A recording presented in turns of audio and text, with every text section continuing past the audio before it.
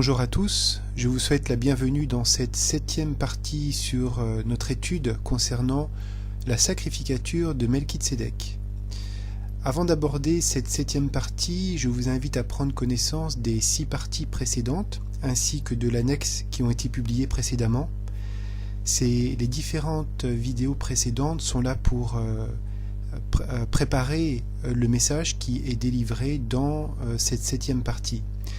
C'est une étude qui, pour ma part, a été véritablement édifiante et libératrice, et j'espère que cela sera de même pour vous. Alors, cette 7e partie, je l'ai intitulée « Livre de l'Alliance versus Livre de la Loi ». C'est un sujet assez controversé dans certains milieux qui soit considèrent la Torah comme étant un bloc, et qui n'acceptent pas en fait qu'au sein de ce qu'on appelle la Torah, il y ait 2 livres qui n'aient pas du tout le même objectif à l'origine. Alors, lorsque l'on dit que Moïse a reçu la Torah au mont Sinaï, vous allez pouvoir constater au travers de cette étude que ça n'est pas scripturaire, c'est quelque chose de traditionnel, et je ne trouve pas de fondement dans les Écritures qui indique que Moïse a reçu la Torah. Qu'est-ce qu'on entend par Torah? Qu'est-ce que le texte dit littéralement de ce qu'est la Torah? C'est ce que nous allons regarder dans cette étude. Alors tout d'abord, en introduction, ce qu'on appelle le livre de l'Alliance, c'est un terme qui est scripturaire, je ne l'invente pas. C'est une partie du Pentateuque. Alors c'est quoi le Pentateuque? Ce sont les 5 premiers livres du canon biblique. Et ce livre de l'Alliance reflète la proposition que le Créateur, Yahuwah, fait à son peuple qui s'appelle Israël. Le livre de l'Alliance, c'est une ketouba, c'est-à-dire une alliance de mariage. Il y a une particularité, c'est qu'avant même d'avoir reçu ce livre de l'Alliance, Israël, c'est le peuple qui en accepte le contenu. En Exode 19:8, il est écrit « Le peuple tout entier répondit « Nous ferons tout ce que Yahuwah a dit ». Moïse rapporta les paroles du peuple à Yahuwah. Alors, après avoir pris connaissance du contenu du livre de l'Alliance, qui s'étale de Exode 20 en Exode 23 inclus, Israël l'approuve. En Exode 24:7, il est écrit « Il prit le livre de l'Alliance et le lut en présence du peuple. Ils dirent « Nous ferons tout ce que Yahuwah a dit et nous y obéirons. » Un membre du peuple de Yahuwah, c'est un membre qui dit « oui » à Yahuwah avant même de savoir ce qui lui sera demandé. Ce livre de l'Alliance, c'est une alliance qui est scellée par le sang, et une fois confirmée, rien ne peut y être ajouté ou retiré. On aborde de façon un peu plus détaillée, dans la 4e partie de cette étude, la vidéo 4, le principe de l'alliance. Alors, en révision, quelques caractéristiques du livre de l'Alliance. Il a tout d'abord été proposé. Ce n'est pas un livre qui fut imposé au peuple. Il a été proposé. En Exode 19, versets 5 et 6. « Maintenant donc, si vous obéissez à ma voix, et si vous gardez mon alliance, vous serez aussi d'entre tous les peuples, mon plus précieux joyau, car toute la terre est à moi, et vous me serez, deuxièmement, un royaume de sacrificateurs, et, troisièmement, une nation sainte. Voilà les paroles que tu diras aux enfants d'Israël. » Après avoir été proposé, ce livre de l'Alliance est accepté. Et c'est très particulier parce que nous avions vu précédemment que cette acceptation est double. D'abord, avant de prendre connaissance du contenu du livre de l'Alliance, puis après avoir pris connaissance de son contenu. Donc la première acceptation, nous l'avons en Exode 19, 7 et 8. Moïse vint et appela les anciens du peuple et mit devant eux toutes ces paroles que Yahuwah lui avait commandées. Et tout le peuple ensemble répondit et dit « Nous ferons tout ce que Yahuwah a dit. » Et Moïse rapporta à Yahuwah les paroles du peuple. La deuxième acceptation, nous la trouvons une fois que le contenu du livre de l'Alliance est lu en Exode 24, versets 3 et verset 7. Alors Moïse vint et rapporta au peuple toutes les paroles de Yahuwah et toutes les lois.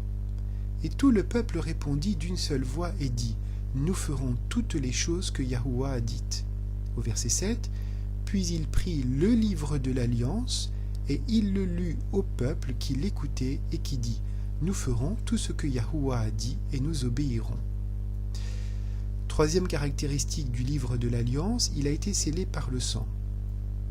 En Exode 24, versets 6 à 8, « Et Moïse prit la moitié du sang et le mit dans les bassins, et il répandit l'autre moitié sur l'autel.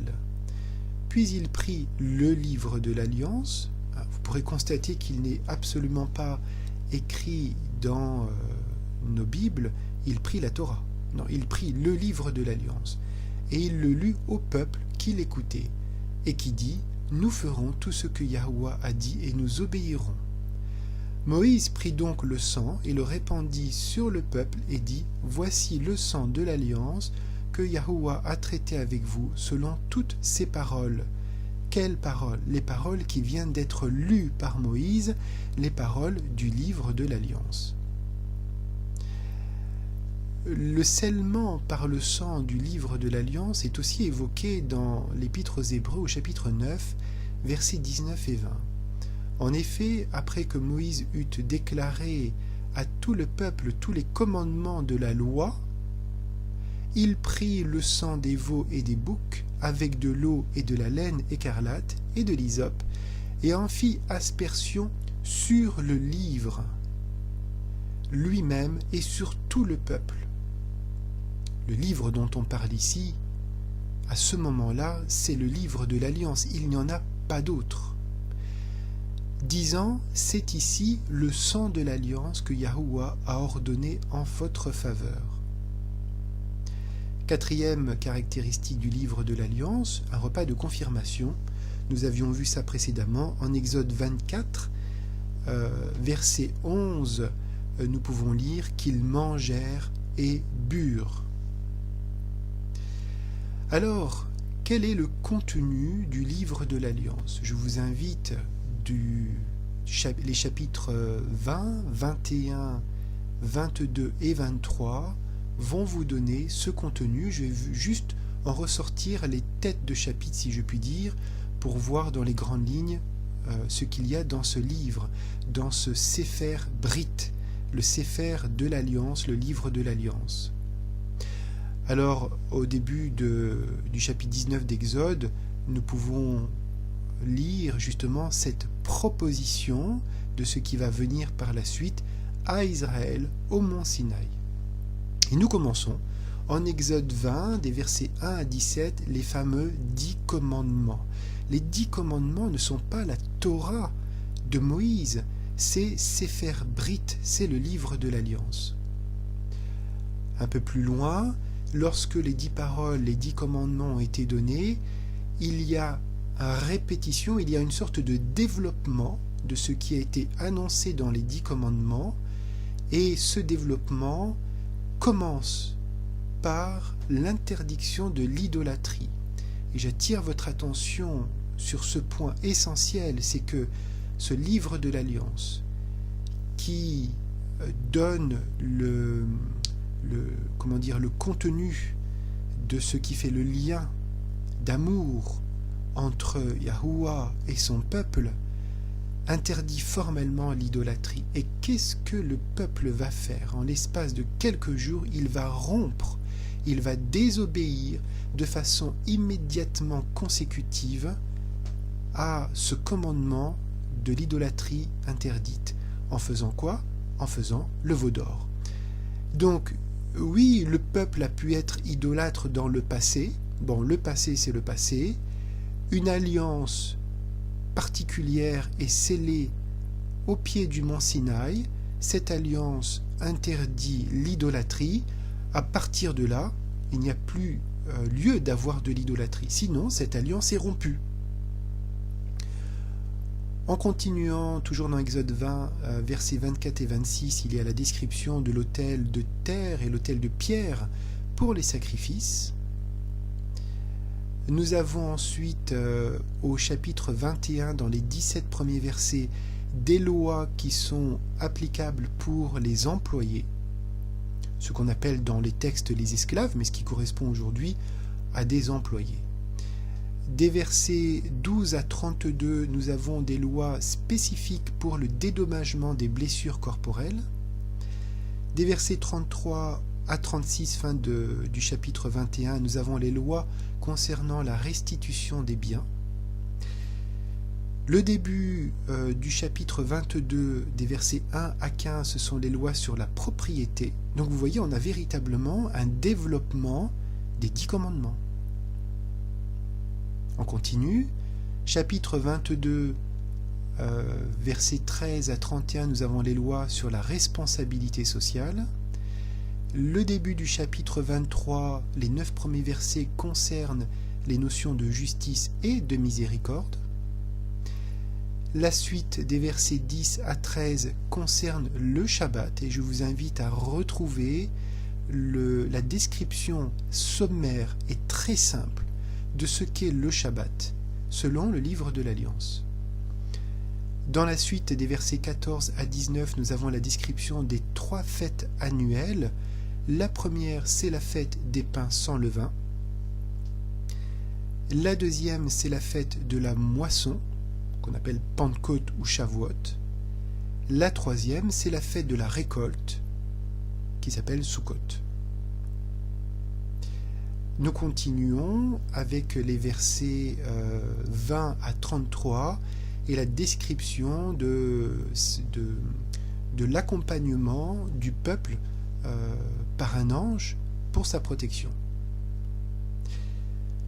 Enfin, le début du chapitre 24, des versets 1 à 11, nous voyons le scellement de cette alliance.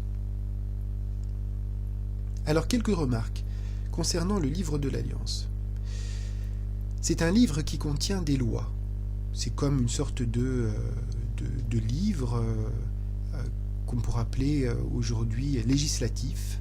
Et c'est un livre dans lequel donc on a une législation écrite. Et cette législation écrite représente la constitution pour nous, serviteurs de Yahuwah. Alors, on peut comprendre tout de suite que cette constitution, elle est parfaite, elle est idéale.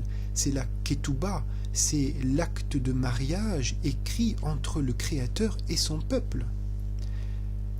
D'ailleurs, l'apôtre Paul explique très bien dans son épître aux Galates que lorsqu'une alliance est scellée par le sang, rien ne peut être ajouté ou retranché. Elle est parfaite en soi. En tout cas, celle qui vient de notre Créateur. Nous pouvons lire en Galates 3,15 « Mes frères, je vais vous parler à la manière des hommes. Si une alliance faite par un homme est confirmée, nul ne la casse ni n'y ajoute. » Autre remarque sur le livre de l'Alliance, je me suis posé la question.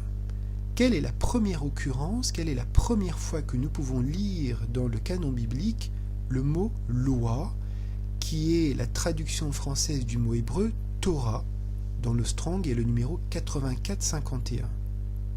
Eh bien, j'ai été très surpris de constater que c'est dans le cadre du 26e chapitre de Genèse. Je vais vous lire les 5 premiers versets. Vous allez voir, c'est assez extraordinaire dans quel cadre apparaît le mot Torah. À cette époque-là, il y eut de nouveau une famine dans le pays, comme naguère au temps d'Abraham. Alors Isaac se rendit à Guérar, chez Abimélec, roi des Philistins. En effet, Yahuwah lui était apparu et lui avait dit « Ne descends pas en Égypte, fixe-toi dans le pays que je te désignerai. Séjourne dans ce pays-ci, je serai avec toi et je te bénirai, car c'est à toi et à ta descendance que je donnerai tous ces territoires. J'accomplirai ainsi, donc en faisant cela, j'accomplirai ainsi le serment que j'ai fait à ton père Abraham.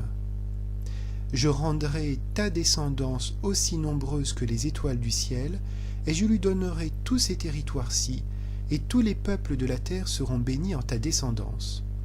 Je le ferai Pourquoi? Parce qu'Abraham m'a obéi et qu'il a observé mes prescriptions, mes commandements, mes préceptes et mes Torah, mes lois. Voilà le contexte dans lequel le mot Torah arrive la première fois. Alors, la parole de notre Créateur nous dit ici que cette Torah-là, ces Torahs ont été faites, ont été observées à un moment donné. Et quel est ce moment donné? Nous avons des mots-clés dans ce texte que je vous entoure ici, le mot serment, Abraham, Abraham. Et cela nous ramène à quoi? Quel est le serment que Yahuwah a fait à Abraham? Nous l'avions largement développé dans une étude précédente. C'est dans le cadre de Genèse 12. Nous revenons toujours à cette promesse faite en Genèse 12, puis réitérée de façon conditionnelle en Genèse 15. Toute notre étude de la sacrificature de Melchizedek nous ramène toujours à ce moment-là. Alors, quel est le support d'écriture du livre de l'Alliance? Eh bien, il y en a deux. Nous savons que c'est le livre de l'Alliance qui a été écrit sur les tables de pierre. Nous pouvons lire en Deutéronome chapitre 9, versets 9 à 11, ceci. « Quand je montais sur la montagne » donc là c'est Moïse qui fait un rappel historique. « Quand je montais sur la montagne pour prendre les tables de pierre, les tables de l'Alliance que Yahuwah a traitées avec vous, je demeurai sur la montagne 40 jours et 40 nuits sans manger de pain ni boire d'eau. Et Yahuwah me donna les 2 tables de pierre écrites du doigt d'Élohim et sur lesquelles étaient toutes les paroles que Yahuwah avait prononcées lorsqu'il parlait avec vous sur la montagne du milieu du feu au jour de l'assemblée.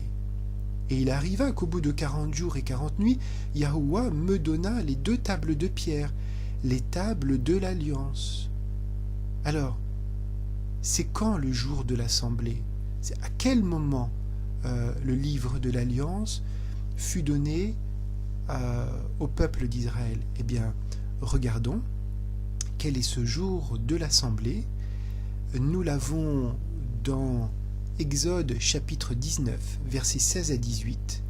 Et le 3e jour au matin, il y eut des tonnerres, des éclairs et une épaisse nuée sur la montagne, et un son de trompette très fort. Et tout le peuple qui était au camp trembla. Alors Moïse fit sortir le peuple du camp, voilà notre assemblée, au devant d'Élohim, et ils s'arrêtèrent au pied de la montagne. Or le mont Sinaï était tout enfumé, parce que Yahuwah y était descendu dans le feu, et sa fumée montait comme la fumée d'une fournaise, et toute la montagne tremblait fort. Nous sommes là en Exode 19, c'est juste avant que Yahuwah délivre le contenu de Sefer Brit, du livre de l'Alliance, à son peuple. Alors, est-ce que Moïse reçut à ce moment-là le livre de la Torah? Non, absolument pas.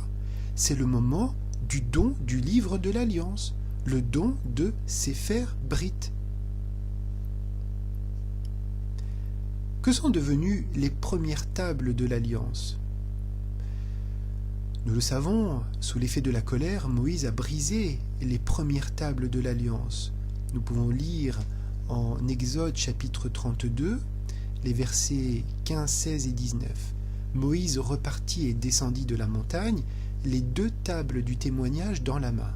Les tables étaient écrites des 2 côtés, elles étaient écrites de chaque côté, elles étaient l'œuvre d'Élohim, et l'écriture était celle d'Élohim gravée sur les tables. En s'approchant du camp, il vit le veau et les danses, la colère de Moïse s'enflamma, et il jeta les tables qu'il tenait et les brisa au pied de la montagne. Est-ce que les premières et les deuxièmes tables de pierre sont identiques? En fait, les Écritures nous apprennent que exactement les mêmes mots ont été gravés par Yahuwah sur les premières tables de pierre comme sur les deuxièmes. En Exode 34, voici la réponse. Versets 1 et 2. Yahuwah dit à Moïse, « Taille 2 tables de pierre pareilles aux premières, et j'y écrirai les paroles qui étaient gravées sur les premières tables que tu as brisées. Sois prêt de bonne heure, tu graviras dès le matin le mont Sinaï, et tu t'y tiendras devant moi au sommet de la montagne. Donc la réponse est oui, il y a exactement les mêmes choses sur les premières et deuxièmes tables de pierre, c'est le Sefer Brit, le livre de l'Alliance. Où sont les deux tables de pierre? Les tables de l'Alliance, encore appelées livres de l'Alliance, sont disposées dans le coffre de l'Alliance. Regardons où cela est indiqué. En Deutéronome 10, versets 1 à 5. Encore une fois, Moïse fait ici un rappel historique au peuple. À cette époque-là, Yahuwah m'a dit, taille deux tables de pierre, pareilles aux premières, et monte vers moi sur la montagne, tu feras aussi un coffre en bois. J'écrirai sur ces tables les paroles qui étaient sur les premières tables que tu as brisées, et tu les mettras dans le coffre. J'ai fait un coffre en bois d'acacia, j'ai taillé deux tables de pierre pareilles aux premières, et je suis monté sur la montagne, les deux tables dans la main. Yahuwah a écrit sur les tables ce qui avait été écrit sur les premières, les 10 paroles qu'il vous avait dites sur la montagne du milieu du feu le jour de l'assemblée, ce qu'on a vu tout à l'heure, et il me les a données. Je suis reparti, je suis descendu de la montagne, j'ai mis les tables dans le coffre que j'avais fait, et elles sont restées là comme l'Éternel me l'avait donné. Alors, au verset 2, nous avons l'ordonnance de Yahuwah qui dit à Moïse, tu les mettras dans le coffre. Et qu'est-ce que Moïse a fait? Nous le voyons ensuite au verset 5. J'ai mis les tables, comme me l'a demandé Yahuwah, dans le coffre. Donc, où sont les deuxièmes tables de pierre? Elles sont dans le coffre. Est-ce que le livre de l'Alliance et le livre de la loi sont la même chose? Livre de l'Alliance, c'est la traduction française des termes hébreux Sefer Brit. Et livre de la loi, c'est la traduction des termes hébreux Sefer Torah. On voit déjà que dans le texte hébreu, nous n'avons pas le même mot utilisé. Alors, en Deutéronome 31, nous lisons ceci des versets 24 à 27. Lorsque Moïse eut fini de transcrire dans un livre toutes les paroles de cette loi dans leur intégralité, il donna cet ordre aux Lévites chargés de porter le coffre de l'alliance de l'Éternel. Prenez ce livre de la loi, ce Sefer Torah, et déposez-le à côté du coffre de l'alliance de Yahuwah votre Elohim. Donc déjà là, pourquoi est-ce que Moïse parlerait de Sefer Torah et non pas de Sefer Brit? Jusqu'à présent, il a toujours parlé de Sefer Brit. Et nous avons vu juste avant que le livre de l'Alliance, les tables de l'Alliance sont dans le coffre. Pas au-dessus, pas en dessous, pas à gauche, à droite, dans le coffre, à l'intérieur. Et là, qu'est-ce qu'il demande aux Lévites? De prendre un livre qui porte un autre nom, le Sefer Torah, et de le déposer à côté du coffre. Et là, on va voir l'explication de pourquoi. Ce Sefer Torah, ce livre de la loi, il restera pour servir donc à côté du coffre de témoin contre le peuple d'Israël. En effet, je sais que vous êtes indociles et rebelles. Si aujourd'hui, alors que je suis encore en vie au milieu de vous, vous vous révoltez contre Yahuwah, combien plus le ferez-vous après ma mort? Regardons maintenant le contexte de ce chapitre de Deutéronome dont nous venons de lire quelques versets. Quel est le contexte? Le contexte est très clair. La toute première fois que Sefer Torah est écrit, que le livre de la loi est indiqué dans nos Bibles, c'est dans Deutéronome 31. Et le contexte de Deutéronome 31, c'est de mettre en lumière un témoignage contre un reproche. Voilà. Alors regardons quelques versets clés de ce chapitre 31 du livre de Deutéronome. Au verset 19. Et maintenant, mettez par écrit le cantique qui suit. Toi, Moïse, tu l'apprendras aux Israélites, fais-le leur chanter, afin que ce cantique me serve de témoin contre eux. Au verset 21. Beaucoup de malheurs et de grandes détresses s'abattront sur eux. Alors ce cantique servira de témoin à charge contre eux. Car leurs descendants ne l'oublieront pas, et ne cesseront pas de le chanter. Je connais, en effet, les dispositions de leur cœur dès à présent, avant même que je les fasse entrer dans le pays que je leur ai promis par serment. Ah, vous voyez, le peuple, là, indocile et rebelle, n'a aucun mérite de rentrer en terre promise. Pourquoi est-ce qu'il rentre dans le pays où coule le lait et le miel? C'est parce que Yahuwah en a fait le serment, il a engagé son nom là-dessus. Au verset 26, prenez ce livre de la loi, ce Sefer Torah, et déposez-le à côté du coffre de l'alliance de Yahuwah votre Elohim. Il y restera pour servir de témoin contre le peuple d'Israël, un peuple indocile et rebelle. Verset 28. Maintenant, rassemblez autour de moi tous les responsables de vos tribus et vos responsables. Je leur communiquerai les paroles de ce cantique et je prendrai le ciel et la terre à témoin contre eux. Alors voilà. Le contexte de Deutéronome 31 n'est pas bien heureux. C'est un contexte de témoignage contre. Et ce livre de la loi, ce Sefer Torah, n'a rien de marrant, n'a rien de réjouissif.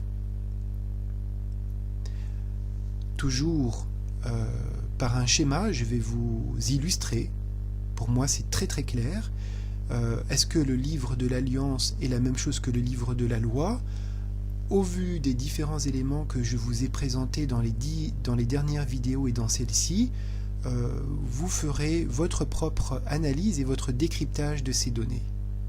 Alors voilà une image que j'ai trouvée très très très explicative. Nous avons le coffre de l'Alliance. Tiens, il ne s'appelle pas le coffre de la loi, il s'appelle le coffre de l'Alliance au passage. Nous avons dans le coffre de l'Alliance le livre de l'Alliance, le Sefer Brit. Et où se situe le livre de la loi, le Sefer Torah? Eh bien, à côté du coffre de l'Alliance. Et c'est lui qui sert de témoin contre le peuple d'Israël. Et pourquoi le livre de la loi a-t-il été mis en place? Eh bien, nous allons le voir très vite. Alors, la réponse, en tout cas me concernant, est-ce que ces deux livres sont identiques? Pas du tout, absolument pas. Moi, je ne le crois pas. Faisons un petit résumé. Le coffre de l'Alliance, comme son nom l'indique parfaitement, contient le livre de l'Alliance, qui est écrit sur des tables de pierre par qui? Par Yahuwah, par son doigt. Le livre de la loi, lui, il est situé à côté du coffre de l'Alliance et il sert de témoignage contre Israël. À cause de quoi? À cause du péché du veau d'or, transgression du contenu du livre de l'Alliance, notamment par l'interdiction de l'idolâtrie. Le peuple peut voir ainsi en permanence, quand il tourne ses yeux en direction du coffre de l'Alliance, il voit en permanence la présence du livre de la loi qui lui rappelle quoi? La transgression de la ketouba, la transgression de l'acte de mariage. Alors, voilà maintenant une question essentielle. Pourquoi un Sefer Torah? Pourquoi un livre de la loi? Le livre de la loi, c'est un plan B. Ce plan B a pour but d'épargner la vie des Israélites à cause de l'adultère par le veau d'or. Yahuwah, rappelez-vous, était prêt à tous les exterminer, absolument tout le peuple, et de recommencer une nouvelle nation sainte à partir de Moshe. En Exode 32:10, nous pouvons lire ceci. « Maintenant, laisse-moi faire, c'est Yahuwah qui parle, ma colère va s'enflammer contre eux, contre les Israélites, et je vais les faire disparaître, je vais les exterminer, tandis que je ferai de toi une grande nation. »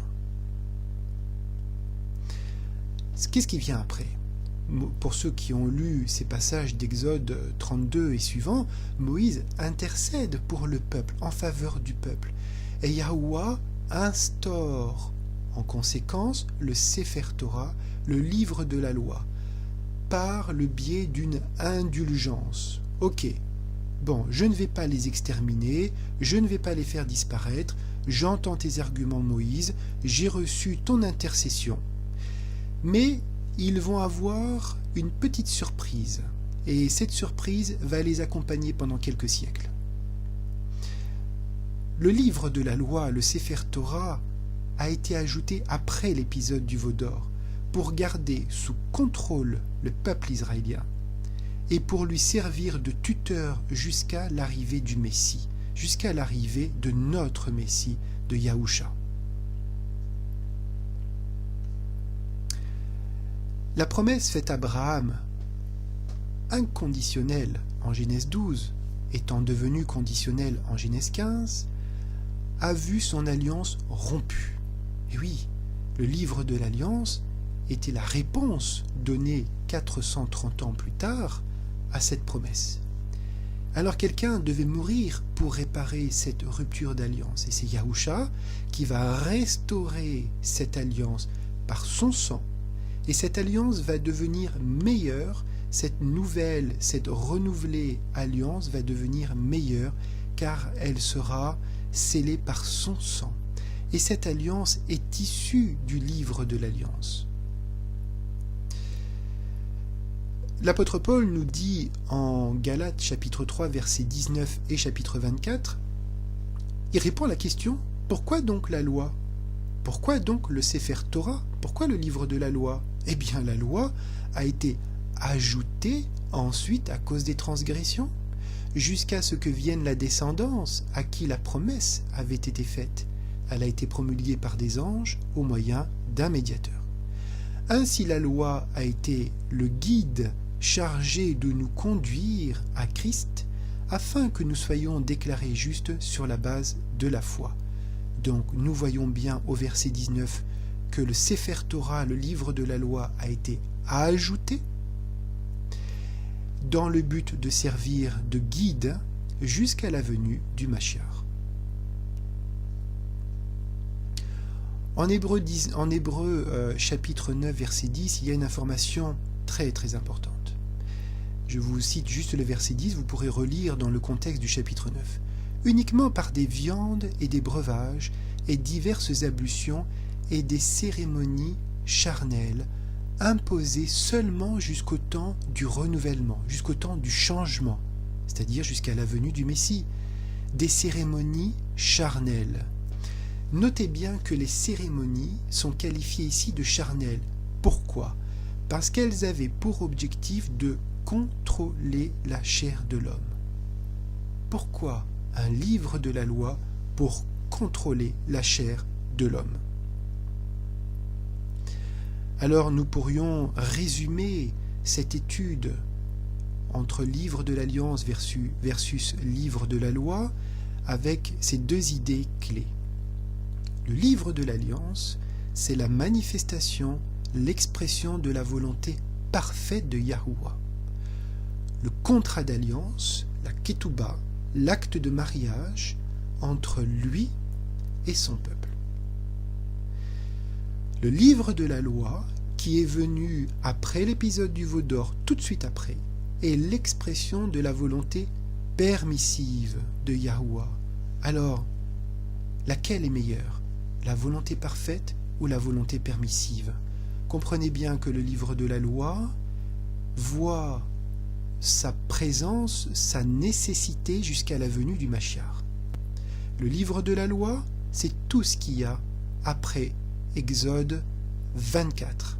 À partir d'Exode 25 jusqu'à la venue du Mashiach, c'est le contexte de l'histoire d'un peuple qui a un témoignage contre lui par le livre de la loi.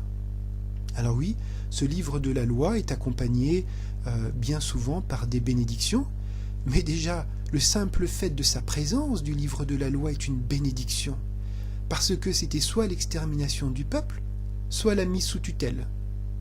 Donc entre les deux, moi personnellement, j'aurais accepté.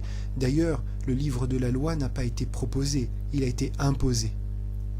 Moi, j'aurais accepté le livre de la loi et je m'y serais conformé au maximum de ce que j'aurais pu. Maintenant, la venue du Messie, la venue de Yahusha, nous ramène dans le passé, si je puis dire, au contenu du livre de l'Alliance. Nous avons vu que dans le livre de l'Alliance, il y a des ordonnances, il y a des lois parfaites qui sont instaurées, notamment le Shabbat, notamment les 3 grandes fêtes, les 3 grandes saintes convocations, etc., etc. Le développement des fameux 10 commandements. Alors vous voyez, ce n'est pas une question de est-ce que je garde la Torah ou pas, Est-ce que la Torah est toujours d'actualité? Ça n'a aucun sens. De quoi parle-t-on dans le Pentateuque? Nous parlons du livre de l'Alliance ou du livre de la loi? Est-ce qu'il y a amalgame, mélange des deux? C'est ça l'amalgame, c'est véritablement un mélange des deux. Mais je crois que c'est une hérésie de mélanger le contenu du livre de l'Alliance, qui est la volonté permissive de Yahuwah, au contenu de mélanger le contenu du livre de la loi au celui du livre de l'Alliance. Il y a un problème, je crois, d'enseignement de nos frères et sœurs par rapport à ce sujet. Voilà, au travers de cette petite étude, de cette vidéo, j'espère vous avoir apporté des notions fondamentales, des notions extrêmement importantes, peut-être pour mieux lire maintenant, pour mieux comprendre de façon plus authentique les textes de la Nouvelle Alliance, les épîtres de Paul, mais aussi le rôle des prophètes avant la venue du Messie, et tout ce qui s'est passé de Genèse au Deutéronome, dans ce qu'on appelle le Pentateuque, avant que le peuple d'Israël entre en terre promise. Voilà, c'est, je pense, un aspect fondamental pour nous, serviteurs de Yahuwah, suiveurs de notre Kohen Gadol, de notre grand sacrificateur Yahusha, selon l'ordre de Melchizedek, de savoir quelle est la législation, quelle est la constitution que nous devons suivre. Bien-aimés, je vous souhaite le shalom de notre Père et je vous dis à bientôt pour de futurs partages.